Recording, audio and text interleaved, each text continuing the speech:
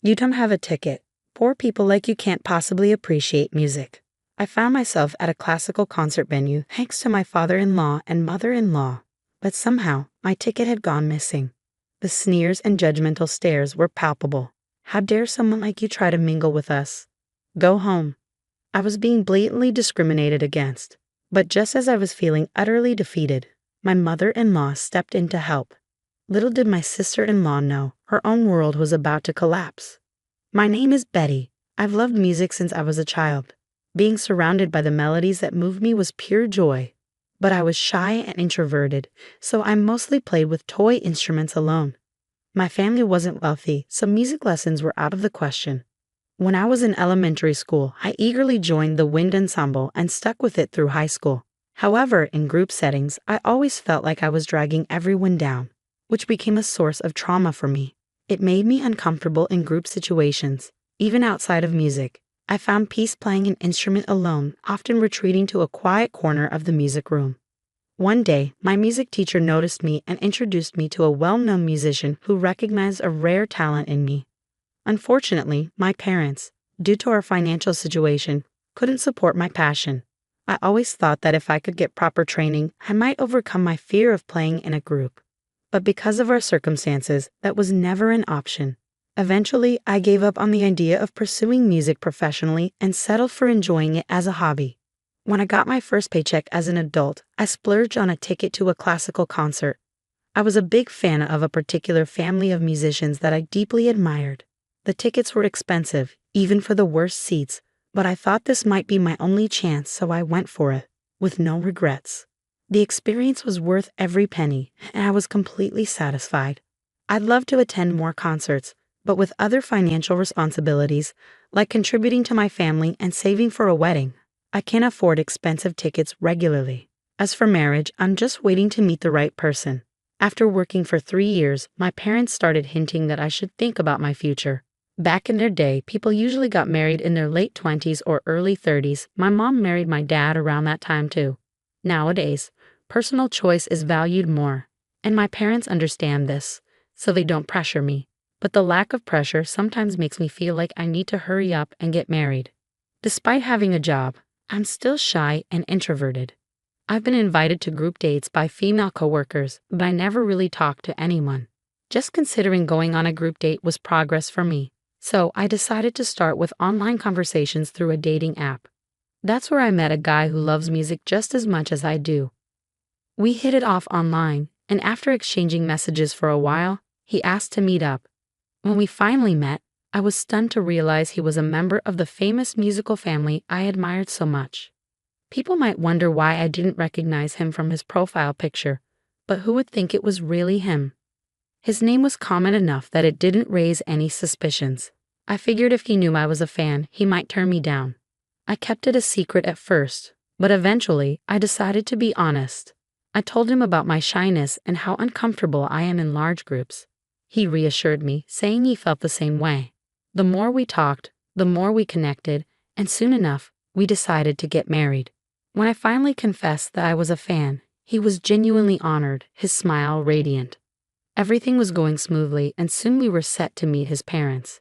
His family was usually busy touring, but there was one day when they would all be home. I nervously entered his house, waiting to meet his parents while his sister-in-law entertained me. She casually mentioned, "As you might know, we're a musical family. If you can't at least play the violin, you're not really part of the family, you know." I was in trouble. I had never touched a violin in my life. The school's band club didn't even have violins. Just when I thought I was doomed, his parents stepped in, saying, "If she has musical skills, any instrument will do." But his sister-in-law insisted on the violin. Then he spoke up, "Mom, don't we have a practice violin we can borrow? Can you give Betty and me some time for a quick lesson?" His mother agreed, smiling, "Why not? It'll be interesting to see what you can do in an hour." A string instrument and a violin at that. I wasn't confident I could even make a sound in just an hour. But he reassured me, "Trust me, Betty, you'll be fine." I took his word for it and even asked my mother-in-law if I could borrow her violin. It was my first time holding a violin, let alone playing one. Honestly, I was terrible. But Twinkle Twinkle Little Star was a song I knew well. so I focused on putting emotion into my playing since my technique was non-existent. "You're doing great, Betty," my mother-in-law encouraged me. "Just making a sound on the violin is hard. You've come a long way, especially considering it's your first time. You're giving the music the respect it deserves." My husband also praised me, saying, "You move me," and gave me a big round of applause. The only one who looked unimpressed was my sister-in-law. I guess she expected me to embarrass myself and never imagined I'd actually be liked by her mother. And so I was accepted into this musical family and officially became a married woman. Though my relationship with my father-in-law and mother-in-law was good, a problematic dynamic with my sister-in-law began to emerge. She started picking on me, making snide remarks, and harassing me. She was very pushy and always retaliated if I talked back. But I didn't have the courage to stand up to her, which seemed to irritate her even more. The harassment intensified when the family was on tour. On days when my sister-in-law didn't have performances due to the tour schedule, it was just the two of us left at home. Although we had a housekeeper, my sister-in-law insisted that I should cook. After tasting my cooking, she would always say it was awful and poorly made. Even when she told me to remake the meal, she'd throw it away right in front of me, saying she didn't want to eat it anymore. She even spilled soup intentionally and did things like stepping on the small of my back or putting her foot on my head. Even during family dinners, she'd call me to the bathroom, saying, "When will you learn proper table manners? I don't want to share a table with someone like you." While my husband, father-in-law, and mother-in-law thought I was improving, my sister-in-law would say, "I can't believe you can't even manage that."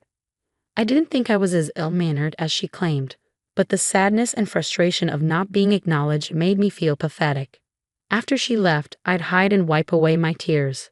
Then my husband would come, saying, "I was worried when you didn't come back." "Wait, why are you crying? Is she giving you a hard time? Don't hold back, tell me everything." What a sweet man. I almost confessed, but I heard the joyful laughter from the family gathering and didn't want to upset him just for me. I thought if I could be patient, it would keep the peace. "No, it's not like that. I get along with her," I said. But he persisted. "But you were crying." I quickly covered, I was just so happy to be married and accepted by everyone. I couldn't help but cry. My husband seemed to ponder briefly but soon agreed, "Yeah, you're right." He then took my hand, saying, "Let's continue with dinner," and led me back to the dining table. It seemed we'd finally get some downtime with my father-in-law and mother-in-law, who even suggested going to a classical music concert as part of welcoming me.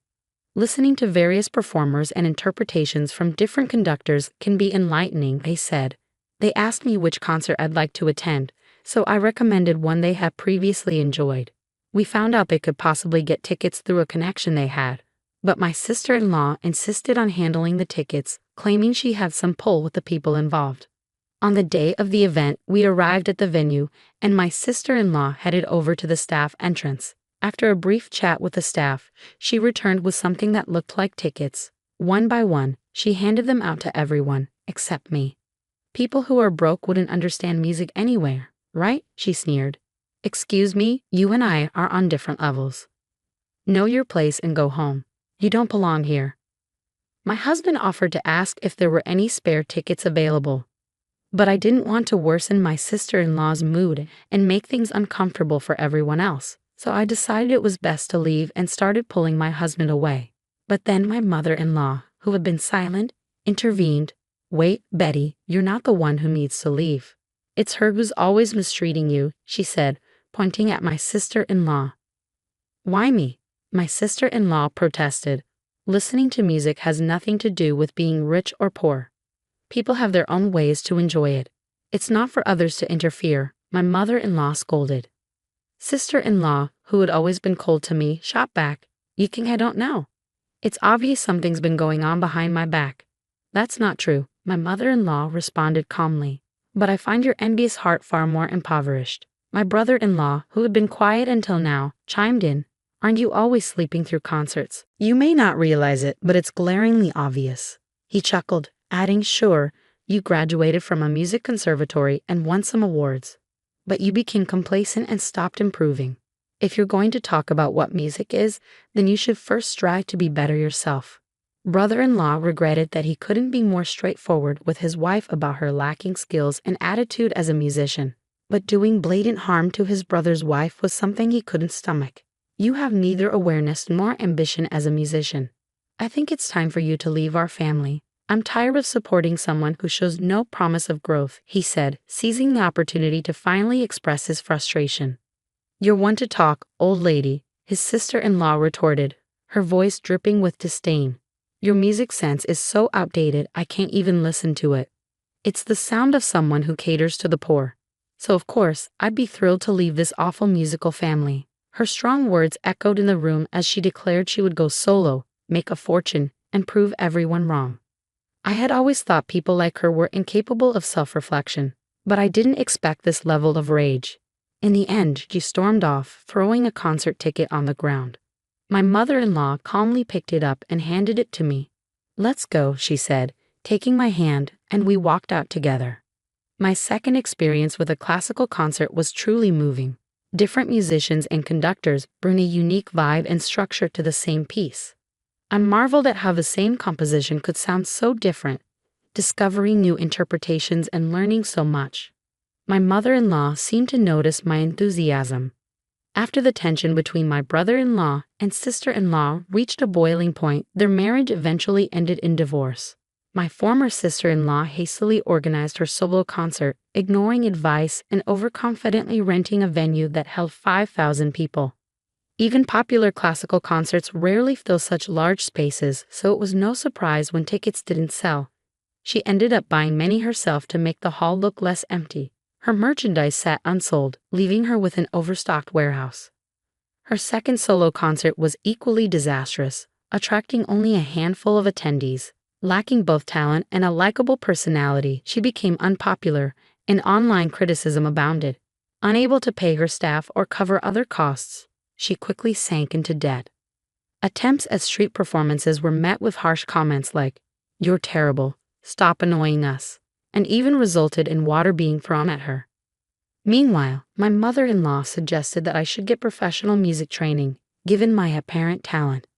I was both surprised and delighted by the suggestion, though I felt it was a bit late to start learning an instrument, but it felt like an opportunity I had once given up on was presenting itself again, and I couldn't believe it. I was told the choice of instrument was up to me, and I'm considering the violin, especially since my husband has been helping me with it. My mother-in-law found a top-notch instructor who has nurtured many skilled violinists. I even began accompanying the family on their concert tours and helping out behind the scenes. Every day feels blissful as I spend more time with music and feel myself improving. My current dream is to perform a solo, accompanied by my husband on the piano.